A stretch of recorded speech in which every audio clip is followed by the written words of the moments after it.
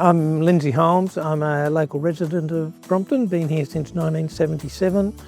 I'm currently involved in the Repair Café, and I'm a volunteer helping to support the social side more than the technical side. So this is about teaching people that things can be repaired, but it's got a stronger emphasis than that as well, because it's about helping to build community as well. So we have a wonderful team of volunteers who are really interested in interacting with people, not just with objects.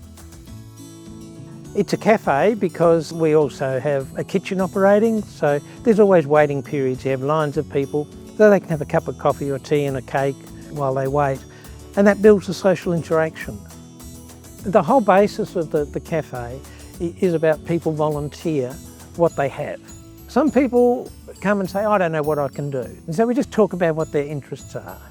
We give a person who thinks that they haven't got a great deal to offer a job, and once they see it as part of everything going on, they understand that they're part of the community and their bit is just as important as others.